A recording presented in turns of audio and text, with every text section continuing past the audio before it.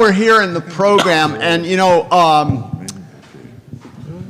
the members up here are, have been talking and having conversation about the idea of developing a strategic plan for Hawaii aquaculture, and it's something that we all believe is an important component for setting the stage for our industry to continue to develop.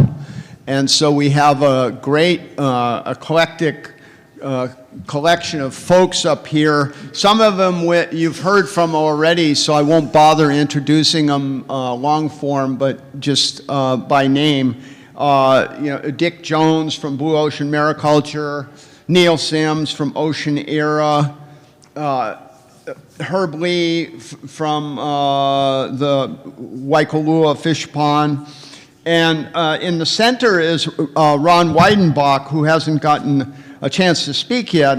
And Ron is an old friend of mine, a long-time friend, I should say.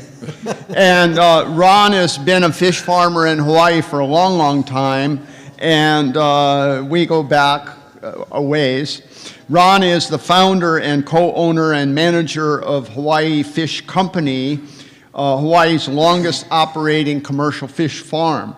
Ron's a fisheries biologist, former researcher at University of Miami, University of Michigan, and the East-West Center. And Ron has, big number here, 45 years of aquaculture experience and brings a wealth of knowledge to our community. And And of course, Ron has been president of the Hawaii Aquaculture Aquaponics Association. There's an acronym for forever. I don't know, long time. So everybody knows him. Ron's loved and cherished by all of us. Okay, and then the moderator for this committee, for this panel, is Jean Schneider. She works with the University of Hawaii Sea Grant College Program and is the facilitator of the Hawaii Aquaculture Collaborative that we all participate in, and she's been doing a fantastic job in extracting and organizing thoughts among all those people. And she's just done a terrific job. So she's going to lead this conversation with all these interesting folks. So I turn it over now to Jean. Thanks, Jim. Thanks so much, Jim.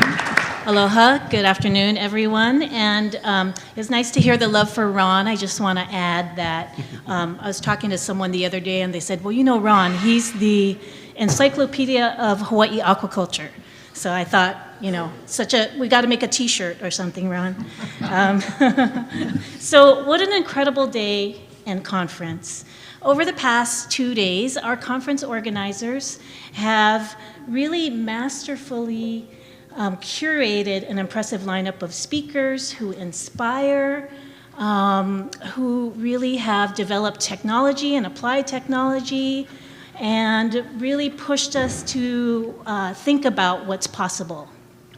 So, and expand our thinking on what's possible. And of course, the fun pitches and the opportunities to network have all been fabulous. So let's celebrate Jim and Jason. Thank you, and congratulations on a great conference. All right, so we're nearly at the end, and now let's focus on what Hawaii can do to create a vision and strategic plan for our future in aquaculture. So it's my honor to really help facilitate this discussion. And what we do with the Aquaculture Collaborative is we engage industry leaders and stakeholders to collaborate on opportunities to strengthen and grow aquaculture in Hawaii. So that's a big, broad goal, right? Strengthen and grow aquaculture in Hawaii. Well, to help us unpack this, we have a very powerhouse panel. You've all met them before, and there's so much wisdom and experience here. So let's take advantage of that today. Our format today is we'll hear from each of the speakers, maybe a little bit about themselves, their background. You've already been acquainted with them, I'm sure. And really from their perspective, what are or should be the vision and goals for Hawaii aquaculture? And to get there, what needs to change? So we'd like each of them to talk for around 10 minutes. And if they do that, then we'll have enough time for audience questions after that.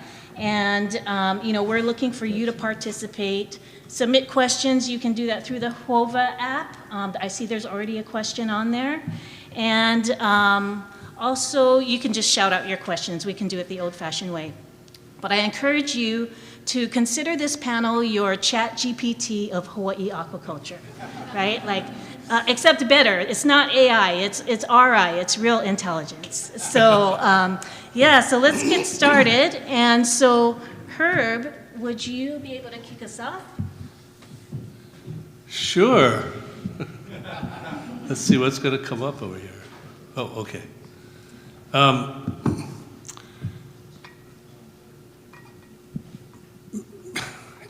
So I have a frame of reference, and it's around the restoration of this of Waikalua local ia in Kaneohe Bay.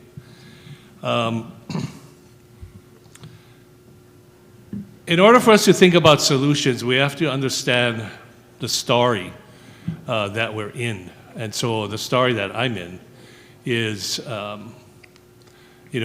I said this morning, trying to build these bridges between indigenous wisdom and contemporary knowledge and technology.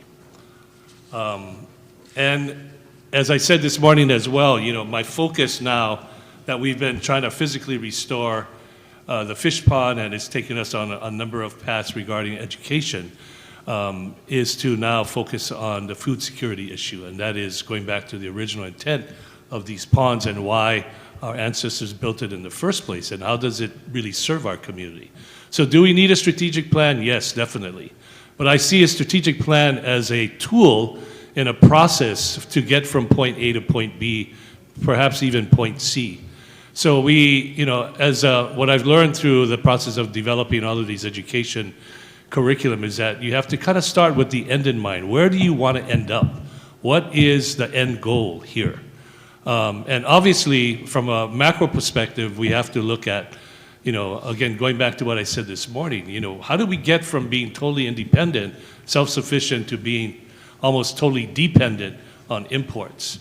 So to me, that is the big end game. And I've learned a lot over the last 2 days. I think Jim and Jason did a really remarkable job of being able to expose us to the depth and of what's going on in agriculture and aquaculture in Hawaii. And from these gentlemen here on the panel as well, I've learned a lot from them. And I'm not an expert in everything, obviously. Again, and that's why I say my frame of reference is around this. So as we move forward, I'm thinking that, obviously, education plays a role in the strategic planning process, looking for the economic solutions, obviously plays a huge role in the economic or in the strategic building process. And then figuring out how we can merge indigenous wisdom, with all of this knowledge for us to get from point A to point B. So I think, going forward, we need to kind of maybe take a step back and take everything that we've learned and been exposed to in these last 2 days and the collective experience that brought us all here to figure out now how we can collectively move forward. And I think, to the extent that we can have partners that can help to facilitate these kinds of discussions, whether it be, and why a 20-year, to me, I think the time span for a strategic plan should be, the precedent should be, again, starting with a community foundation. We talked in the other room earlier this afternoon with the NSF panel that, one of the predominant foundational elements in terms of what they're looking to fund and things like that has to start with a very proactive community involvement program. and really understand where the community is at and where, because we're doing it. We're all collectively doing it in kind of our own little spaces, and we're going to continue to do it in our own spaces to try to elevate, where we want to go. And I think as long as we're mindful of that, then that process should be able to help drive, a strategic planning process, if you want to call it that, so that we have specific goals and objectives that we want to meet in a time frame that we all feel is something that we can all reach, instead of placing an arbitrary number, saying 10 years or 20 years. And then the last thing I want to say is that if we come up with some plan like that, I always believe that in order for us, now that we have, say we had a plan, now we got to make sure that we work the plan, and that we should celebrate along the way all of the successes, whether it be in conferences like this, to understand how far we have come in reaching the goals of the plan collectively, and how we can all collectively help each other get from that point A to point B. So I'll just kind of stop there and be happy to answer any other questions about that. Yep. Just the green button. Yes, just the green button. Yeah, got the next one, yeah. Okay. Thank you.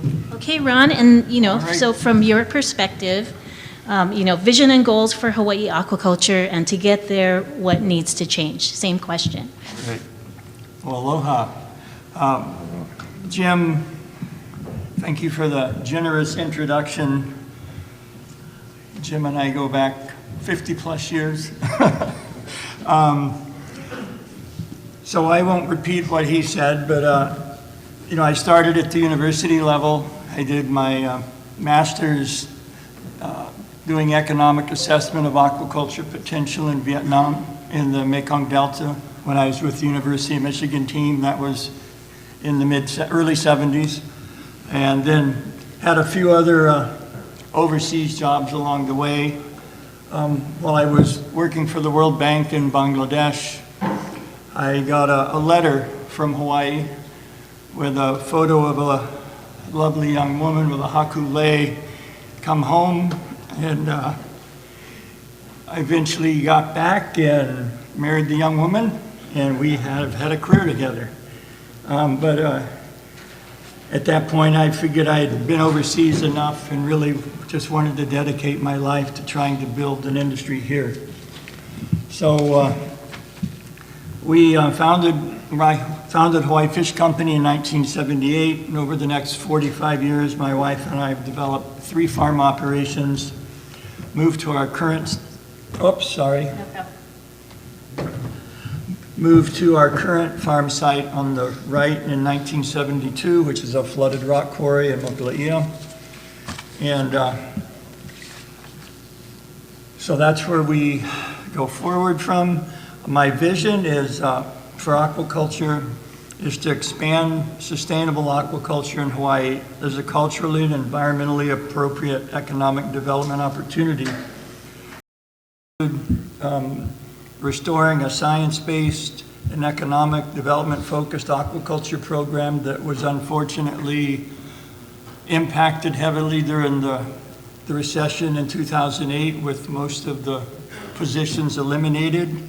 Bring that back to support the expansion of existing farms, both small and large, to restore and revitalize traditional Hawaiian fish ponds, which are the heritage that we're building our industry from, to support the development of new farms, and to eliminate the roadblocks that have found their way into Hawaii's statutes and rules over the decades that hinder both investment and expansion of sustainable aquaculture in our state.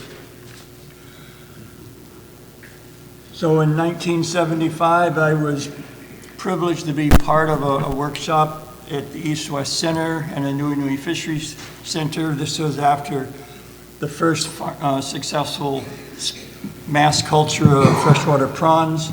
We had an international workshop that was summer-long. We worked the tanks for 12 weeks. These are people from the fisheries programs throughout Southeast Asia, as far away as Germany and Israel. This really was the catalyst. This one meeting was the first international training of this type. These people went back and really kicked off aquaculture development in Southeast Asia and expanded, diversified it in Israel, which previously was just carp culture. So Hawaii's per capita consumption of seafood and our dependence on imported seafood has really provided a strong market opportunity for expansion of local food production, as well as export opportunities for the future. My next set of slides, I don't expect you to read the numbers. It's more I want to go through, and I often think we don't get credit for how much we've accomplished over the years. The first farm was built the first modern day farm, a prawn farm, was built in 1972.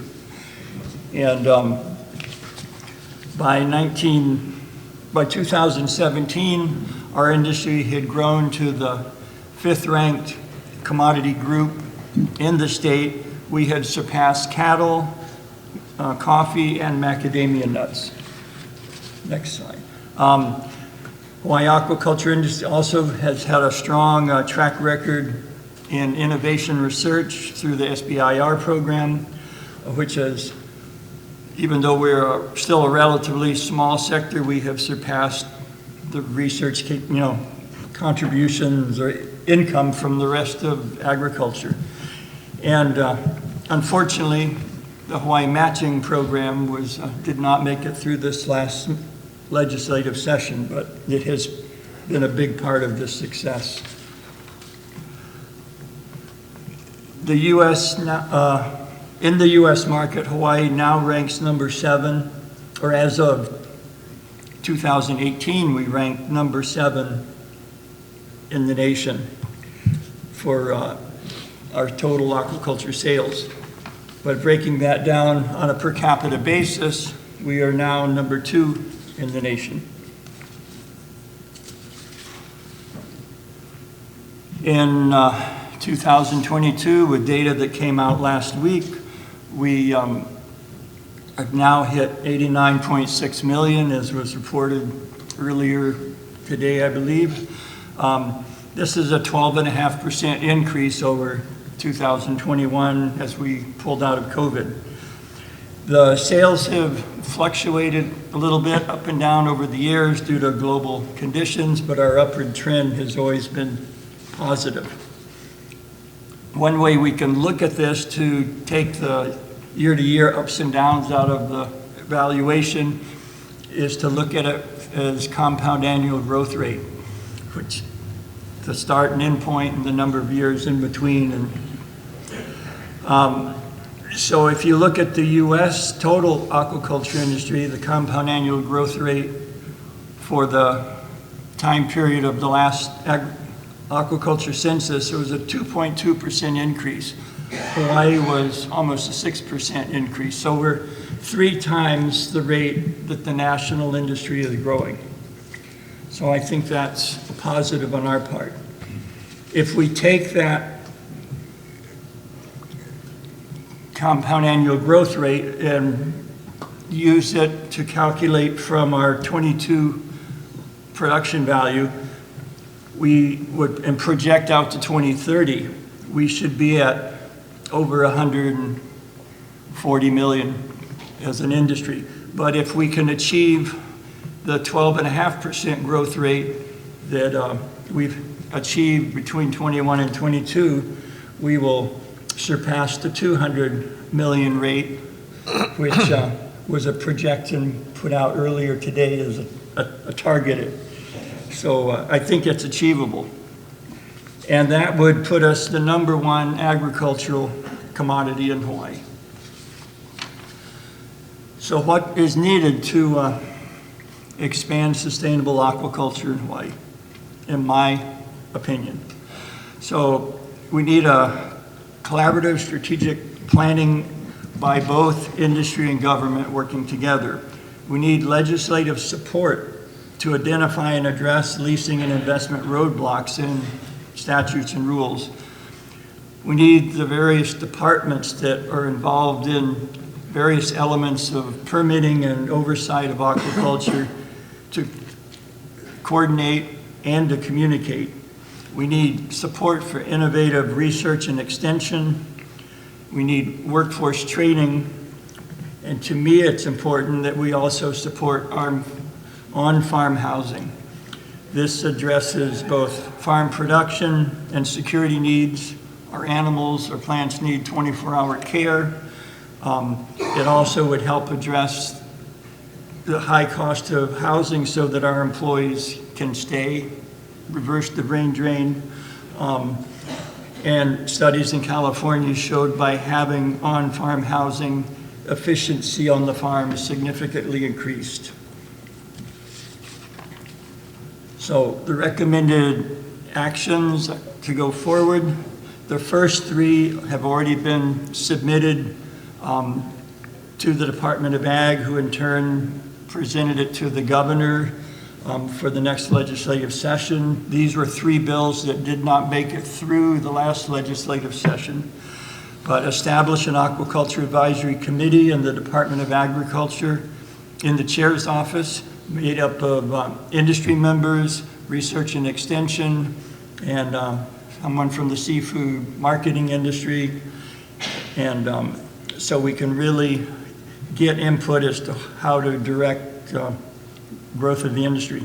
Relocate the aquaculture disease diagnostics lab from the university to HDOA, but still to HDOA, but in collaboration with the College of Tropical Agriculture.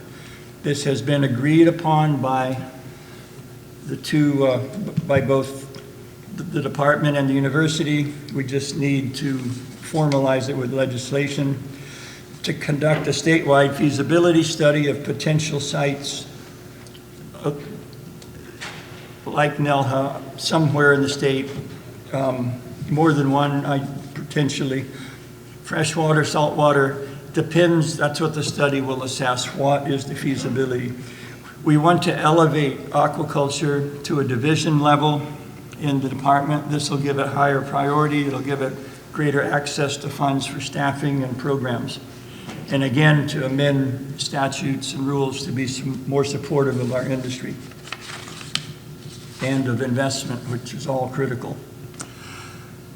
So we've been working under the aquaculture, what we call it, collaborative for the last year or two with Gene's wonderful support. It's really brought many, all the elements, I think, or many elements of the industry together in a conversation. I think it's been a great success. I really appreciate all that Gene has done in this regard. But this program isn't forever. We need to figure out a way to go forward. Historically, the aquaculture program, Hawaii Aquaculture and Aquaponics Association, which started in '75 as the Hawaii Prawn Farmers Association, has been the statewide voice of our industry to the legislature, to one another, to bring us together, get research out to the community. We would really like to see the work of the co-op continue. We encourage you to help do so by coming together with the Aquaculture Association. It's time to bring in fresh perspectives, new leadership. I am happy to step aside when someone else is ready to step forward. So we just need to keep this conversation going and grow our industry. And Fred Mincher has membership forms if you choose to join. And we have not increased our dues in 25 years. It is to encourage students, to encourage everybody to participate. Thank you.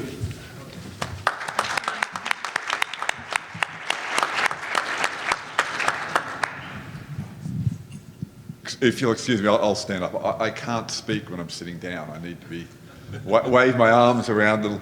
And before I start, actually, Ron, if I may, I think you omitted, perhaps personally for you, what is the biggest constraint to expansion of your operation. You have been, as I understand it, correct me if I'm wrong, on a month-to-month lease for the entire time that your fish company has been operating in these various locations. Is that correct? Yes, and with our current site, we turned in our application in 1988, and it's still being processed. And being on a month-to-month lease, what does that mean in terms of the willingness for you and your company to commit capital investment into your operation? We turn back our profits into the company, but we cannot get loans, we cannot get investment from the outside. So it's limited our growth. We've been successful in developing technologies under the SBIR program, but they sit in a cabinet waiting for the lease. So, but we are eternally optimistic, and we are having positive support from the current administration, and so we think this is the year it's going to happen. Okay. Hear, hear. May it be so, indeed. But we've got to name where the real bottlenecks are here, and that's what I'm going to try to do here. Just briefly to underscore the opportunity here, this is over the last 2 years, seafood-related startups that have been funded and where the information is publicly available. There's a lot of other private companies where this isn't available there, but it's a total of over around $3 billion that's gone into aquaculture and seafood. People have spoken earlier about e-fishery, the company that was started down in Indonesia, valuation now over $1 billion. What I'm going to speak about here is where I see the four real opportunities that could catalyse growth in aquaculture in Hawaii. Is let's put a number on it. Let's not go and do a feasibility study, please, Ron. Let's have aim at setting up a dozen NELHAs throughout the state. And let's set up offshore aquaculture opportunity areas or something like a NELHA in the ocean. We need to support those things that are working, like Hatch and HTDC and the other incubator programs. Let's support those robustly. And we all complain about the permits. The most helpful thing, I think, is to have an agency like Todd Lowe's agency dedicated to facilitation of where somebody wants to get a permit. Have Todd hold up a candle and guide us through that process. So Hawaii really is a leader in offshore aquaculture, or is it Hawaii was a real leader in offshore aquaculture. As Dick had described, we'd started what is now blue ocean mariculture back in 2005. This is a stellar example of what aquaculture should be. It's had ASC certification. ASC is the most robust environmental and social standards that are out there, and yet it is still the only offshore aquaculture operation in the US. And it's actually still here almost 20 years later. It's the only offshore farm in Hawaii. So where are the offshore innovations happening now? They are happening, and it's not because of a lack of support from the environmental community. Perhaps 20 years ago that was true, that a lot of the environmental community was, whoa, we don't know what this offshore aquaculture is going to be, let's slow down here. Now they're actually getting a lot more vociferous. An Environmental Defence Fund has what they call a program now where they're charging, grow it here, do it right. And they're doing this through the Coalition for Sustainable Aquaculture. And they're actually promoting legislation that would allow aquaculture to move forward in US federal waters, the Seafood Act. So we can no longer say that it's the NGOs that are slowing us down. It's a Silicon Valley for aquaculture. Where is he talking about here? This is Carlos Gutierrez back in 2006. It's not Norway or Singapore or Japan. It was NELHA. So I think letting a dozen NELHAs bloom, that should be our rallying cry. That is going to be something that's really going to help aquaculture grow. What is it about NELHA? It's not just the deep seawater. Look at the impact that NELHA, the energy lab part of it is, that's sort of, we've now got a case where the tail is wagging the dog. Aquaculture is now 70% of NELHA's revenues there. And the numbers, this is from a 2019 study. UH Hero folk are doing another study now, and they'll be even better, but it's over $100 million in sales. That's almost $5 million in revenue just from GET alone into state coffers. It's paying for itself, folks. Over 500 jobs created. But Greg Barber will tell you the land area at Nelha is almost fully committed. It's really hard to get any real estate there in Nelha anymore. So where next? We need to be thinking about where we could be putting more Nelha-like facilities. It's not the deep seawater, it's the pre-permitting and it's the incubator accelerator support that we get there. That's been what's really critical. For offshore areas, there is already a model for how we might go and set offshore aquaculture opportunity areas up. This was under a executive order from the prior administration, and they've started to move forward with pre-permitting for these operations in the Gulf of Mexico and Southern California, but we'd love to see them here in Hawaii. They're even doing these down in Australia. Good Lord, mate, even in Aussie. They're setting up offshore aquaculture areas. The proposed, what we might call the blue economy zone here in Nelha, for some reason we've missed out here. It actually goes from the shoreline out as far as the blue boundary here. Something's gone wonky with this slide. But this is what's been proposed, what Nelha has put forward, and this would be pre-permitting approval for small-scale, short-term, non-commercial projects. It's a chance for folk to get out in the ocean and just have a go, as we would say in the Antipodes, for aquaculture, energy, ocean monitoring, or conservation. And any legislators that are still in the room here, thank you very much. In 2022, you've allocated funds for the EIS for this, and that's tremendous. Thank you very much for that. It's really appreciated. The deep seawater is not what really makes Nelha. It's that it's pre-permitted and incubation facilities and research facilities. So there's no reason why we can't have other land-based marine Nelhas elsewhere in the state. You don't need access to the deep seawater. And we could have other ocean-based Nelhas. We could have freshwater Nelhas there. And yes, we could even have something like a Loko'ia Nelha, that there are ways that we could be incubating and accelerating the work that's happening in Loko'ia, because that's really critical to be connecting the traditional and the modern aquaculture here. Support for hatch and HTDC. There's already been some robust support for hatch, HTDC, and that's greatly appreciated. May there be more of it there. I think the hatch program has been critical, having a number of companies that have set up here recently, and thank you again to the legislature for the support there. And also for the work that you do for HTDC. Okay, it's not every year that we get funding through for the SBIR program, but for all of your other programs that help companies here, may that continue, please. And then the permit facilitation. I think everybody that's been at the podium here that's talked about permitting here, it's protracted, it's convoluted, there's state and federal permits.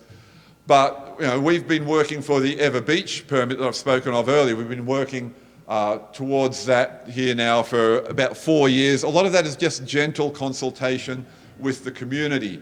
And you don't want to go and ram such a conversation through rapidly. You want to have a rigorous review process. You want to have extensive consultation there. That's going to then protect us as we go forward. And having a rigorous review, the whole oversight by the state and federal agencies, that's something that we as an industry should embrace, because you don't want to have any idiot working out there in the ocean. You want to choose your idiots carefully. And I think this is a role where there could be state facilitation. Blessings again on the legislature. They've provided some more support for Todd and his program here for some additional staff. What I'd like to see is one or more of those staff just dedicated to helping entrepreneurs with navigating this way through the permit process. John Corbin, we would never have got the permit for the Kona operation there without John Corbin's steadying hand on the tiller as we went through that. And perhaps we ought to go and clone John and reinsert some of those into Todd's program to help with that. So again, more Nelhas, set them out offshore, expand the support for the agencies that are working, and let's see some permit facilitation to help Todd in the yeoman's work that he does. Thank you very much. Thanks, Neil. Okay, bring us home, Dick Jones. Here we go. Wow, the pressure. I don't know if I can start without saying Todd Lowe's name. All right. So Yeah, my vision and goals for Hawaii aquaculture. So I label myself a lifelong fishmonger. I'm third generation, grew up in Gloucester, Massachusetts. So I know the importance of seafood to family and culture. And I'm a foodie. And so with no slight to any of the other forms of aquaculture which are critically important, I am going to focus on the growth of commercial aquaculture for fish for human consumption. And, you know, I got to Hawaii almost 4 years ago. I didn't know that there were 3 tilapia farms on the Big Island, and they were producing a significant amount of tilapia. I sometimes get a little bit of a knock because our kanpachi aren't the cheapest fish in the market. Tilapia are. And there weren't tilapia on any menus. There weren't tilapia in the retail stores. So, you know, we have to think about local consumption, not just from the lens of we need to produce fish that are indigenous to these waters, but from a food security perspective, and think about how we feed a growing population of 60% more food by 2050 and make sure that we have high quality protein to be able to do that. So I think we can do a much better job at building both onshore recirculating systems, freshwater systems, and offshore systems to be able to produce food in a very short period of time, to be able to feed the growing population and the growing tourism here in Hawaii. The other parts is infrastructure. So at Blue Ocean Mariculture, we have 3 74-foot boats that do all of our daily feeding and net work and harvest. And there is no harbor on the Big Island that accepts boats bigger than 65 feet. And so we need to think about not just the operations, the actual day-to-day operations, but all of the supporting infrastructure that's needed. Where are we going to put the boats? How are we going to get trucks over the road when we don't have enough weight limit for the roads that are existing? Where is our cold chain on the Big Island when we have no commercial cold storage, we have no ice house? And so there's a lot to think about when you say, okay, we don't just need farms, we need the infrastructure to be able to support them. And so within a strategic framework, looking forward, whether it's 5 years, which is more digestible for a strategic plan, or even out farther, I think we need to look at all these different pieces. The third is around workforce development. We have a really difficult time finding people that are trained in the work that we need to be done. You've got a lot of organizations that are more than interested and willing to put up interns and to help support different educational opportunities within the different colleges and technical schools that are here in Hawaii and beyond. And so we really need to ensure that we're looking at developing a workforce that's ready to go, that we can count on as we scale up our companies to be able to put them to work. And I think I wouldn't be part of the team if I didn't say we need a clear regulatory framework. For us, we have a farm, it's operational, we're moving forward, everything's great, and I don't like being the only one.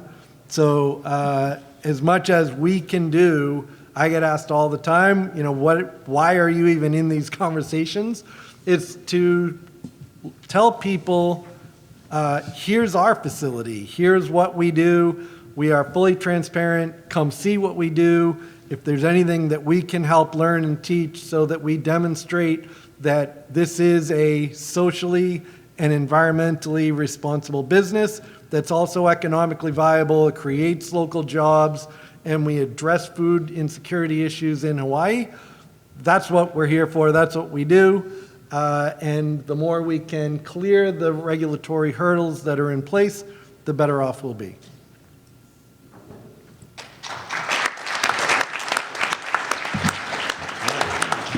Thank you. Wow, thanks so much for that insight, and thank you for getting very specific on some of the infrastructure needs, and there's a lot to unpack with what you're saying. And I wanted to get to someone's question. I don't know who uploaded this question, but it's a good one. And let's see if any of you want to field it, or perhaps it's an HGOA question. But what is Hawaii's annual fish production target for food security, aquaculture, and what % of that have we achieved? Is that answerable? Like, Todd? Sorry. Hi, Todd. Do we have data on annual fish production targets for food security? Have we set a target for food security Per capita consumption for aquaculture? pounds per capita. 45 Yeah, million. I know in the research I did at the height of the local IA, we had 423, give or take, local IA, and they were producing a little over 2 million pounds. Does that sound? Yeah. Yeah. And then on the wild capture side, there is little information, so I don't know that there is a target that's been set. But maybe Neil, we were just talking about per capita consumption, because in Hawaii, it's almost 3x the, It's about 45 pounds per capita. yeah, versus, I think it was 16 on the US mainland, so. So if I'm at, and let's do the math on that, like 45 pounds per capita and call it a million, to keep the math easy, 45 million pounds.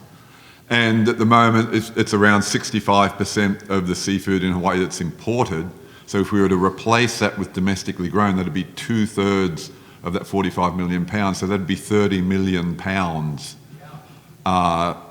That's 15,000 tons. How's that? Was the math right? 15,000 tons Yep. per year to be able to meet that shortfall. How much are you doing now, Dick? 900 tons. And we need 15 more farms offshore of the size of Dick's farm is now. Yeah, Todd, did you have a comment? Yeah, so the setting goals for production, actually, and this is a little bit of a hedge, fits into sort of the larger, hello? Yeah. The larger agriculture strategy, right, of food production, and aquaculture is just a part of that.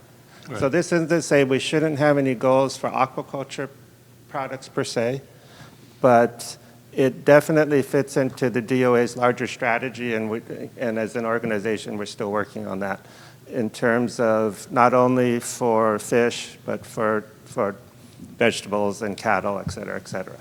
So this aquaculture is not alone within this whole continuum of production.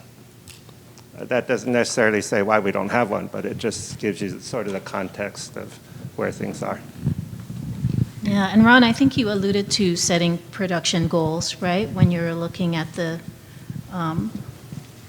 Well, just at what the we growth can rates. produce on our current trajectory, and by 2030, we would, be $250 million, $230 million, but convert that.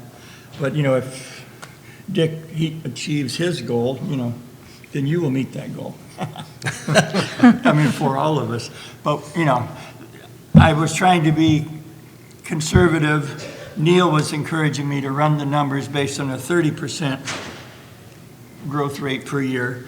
That would have been a very big number, but I just wanted to use values that I could substantiate, so I didn't go that way. But clearly, we have a market opportunity. It's not that we're going to be competing with one another on poundage. We'll be competing on quality and the story and other things that are involved in the marketing. Thank you.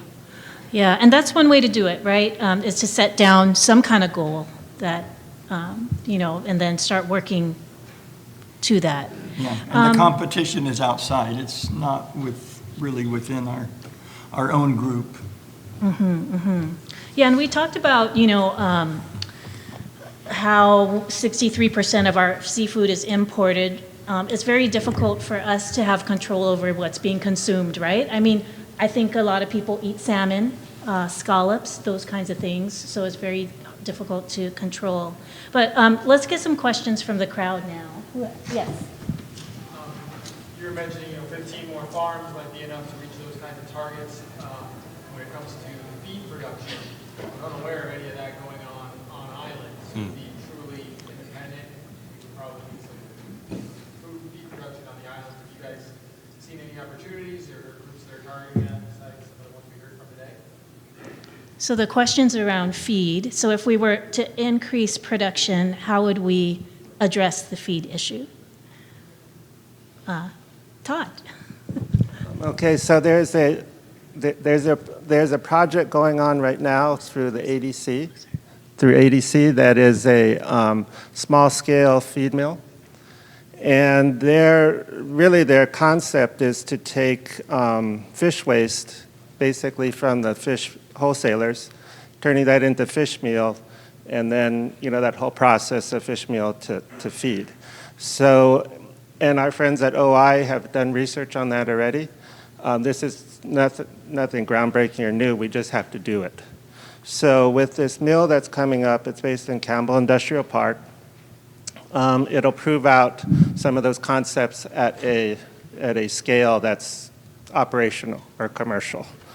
And from there, we can hopefully go further. Once you set the recipes, it's just a matter of scaling up and processing more. Thanks, Todd. And we do have Diamond Head Seafood, who is the contractor for that project, coming to talk with you all on Zoom to provide an update and start dialogue on the status of that feed mill on November 8th at noon. So be on the lookout for that invitation to that conversation.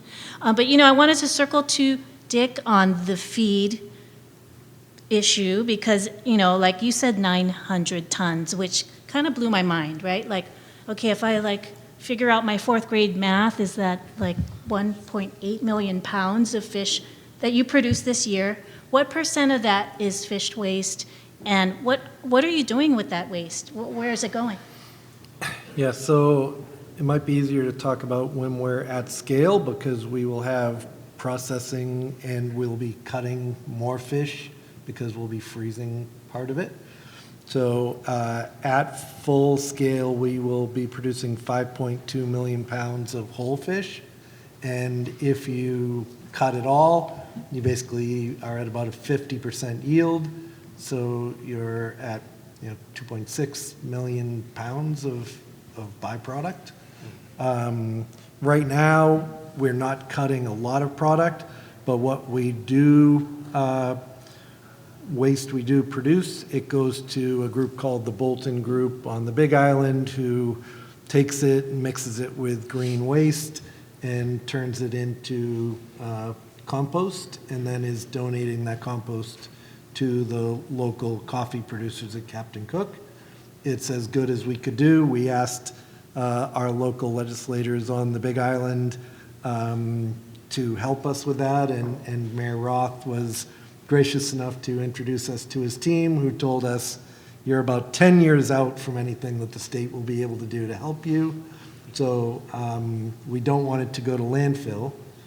So we are in discussions with Diamond Head to be able to get product to them to use for the mill if it goes to full scale.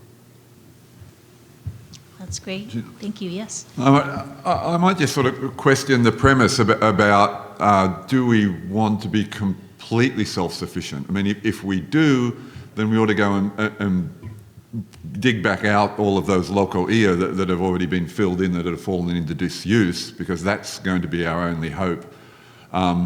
Because if the barge ever does stop coming, things are going to fall apart. It's not just the toilet paper that's going to run out. Everything else is going to fall apart really quickly. I don't know, though, that there's a problem when we are growing the fish locally, but we are perhaps dependent on imported feeds, because we are still doing the value add of turning that feed, which costs about $1 a kilo, $2 a kilo. We're turning that into sashimi, which Dick is getting, don't let me put numbers in, $10 a kilo.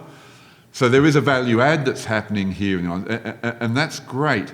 Do we want to be wholly self-sufficient? Then we ought to expand the loko'ia and the Niue culture and Limu culture a lot more. But at what scale is that not going to be commercially viable? So there's a delicate balance there, and we've got to be careful about what we really are striving to do here. I think if we're building a local industry that is putting that value add onto the imported feed, that's still valid and valuable. I think we may have time for one more question. Anyone in the audience? All right, well, oh, sorry, go ahead. So I don't partake in every one of these, I definitely don't everyone in the room, but it always seems like there's good representation from Department of Ag, good representation from NOAA, but I never really see anyone from DLNR joining like any conversations related to aquaculture and sort of promoting it. But I feel like under the current permitting framework, at least if you're working with native species, or if there were ever to be opportunities to do anything along the coastline, DLNR is going to have a role. I was wondering, with the experience on the panel, if there was any ideas on how to sort of get them to engage better with aquaculture, or just sort of take them out of the equation as much as possible through legislation, or if you don't feel like it is an issue with DLNR at all. I think that's a good question. I struggle with DAR, Department of Aquatic Resources, right? They, under DLNR, that's what you're talking about. They have primary responsibility for people like me. And so I think part of the question is, they have a compliance role, but I believe that they also have a partnership role. And in our personal experience, it's been pretty good, actually. They have participated with us in, some of the hard, dirty work and getting, into the ponds and things with us, and have been very supportive in whatever other kind of compliance issues. We've had more issues with, Department of Planning and Permitting than anything else. Building permits and things like that. I mean, we've waited, just like everybody else, years. And it's very frustrating. So I'm not sure, what experiences you guys have had, but at least in respect to DAR, I think there is a role, and I think it's about, again, building relationships and providing that kind of opportunity. But I think I always struggle, with, again, the compliance issue and the partnership issue, because I think they should be, as government servants, they should be doing both, I'll offer a few comments on that. I've seen the attitude at DLNR and DAR change from black and white over the years by administration. So I was originally encouraged to come here to help build the industry by DAR. And it was DAR that recommended that I, get to the current site. It was other elements within DLNR that blocked the process. We've had certain leaders, like under Bill Patey early on, that was very pro-aquaculture, the past administration employees in DLNR were not allowed to use the A word. It was forbidden, but it could be called stock enhancement. So, it comes from leadership. To me, we need, we really got underway under Governor Ariyoshi, because he was there for 3 terms. He strongly believed in aquaculture. And so all the departments sort of fell in line behind that. We haven't had that level of support since then. And so I think that's what we need is a consistent message. And in my personal view, DLNR is supposed to be natural resource management. They have shifted more to preservation rather than resource management. Preservation is one part of resource management, but using the resource to the benefit of the community is another part of resource management, and that's the part that's missing right now.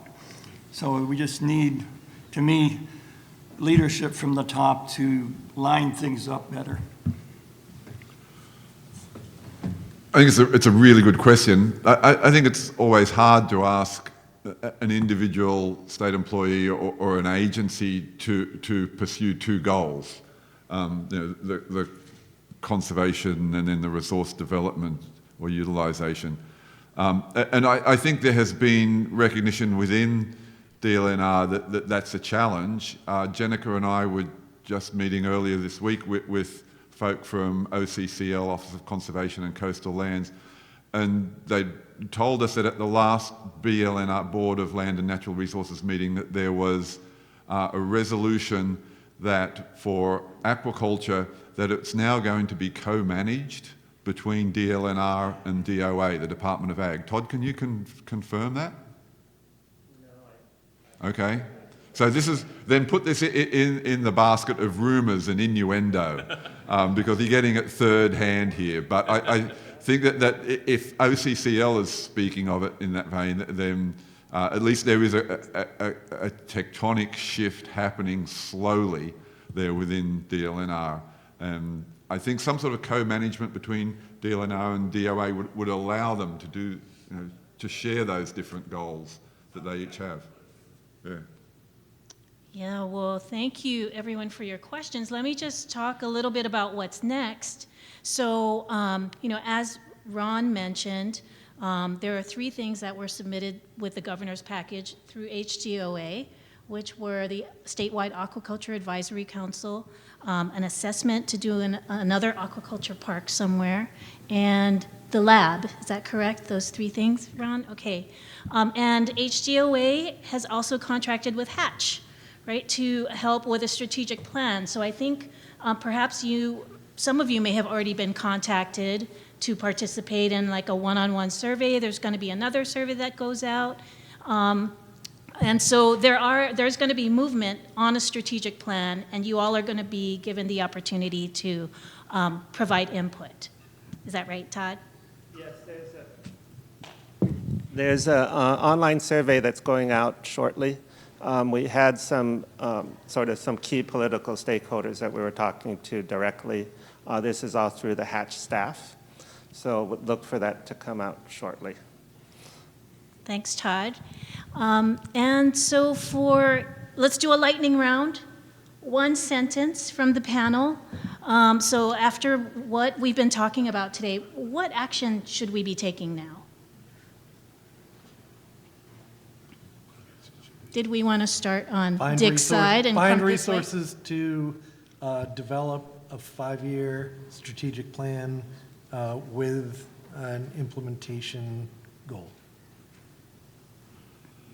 We would never have funded the original Kona operation that Dick now runs. We would have never got the initial funding for that if it wasn't for Act 221, which was a tax credit scheme, which was besmirched. It became a dirty word because a lot of money got funneled into movies that were a one-off shot, but it was designed for high-tech and aquaculture.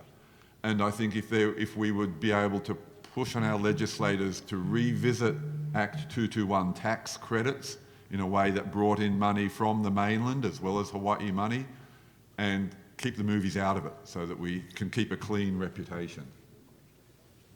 That was a long sentence. Thanks, Neil.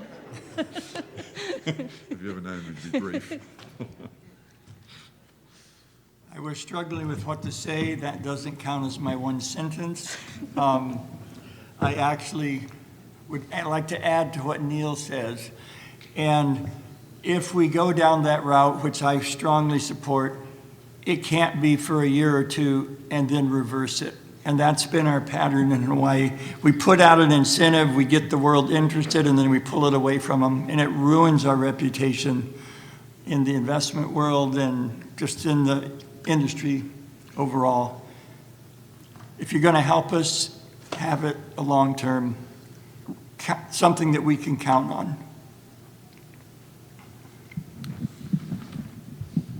I think time is of the essence.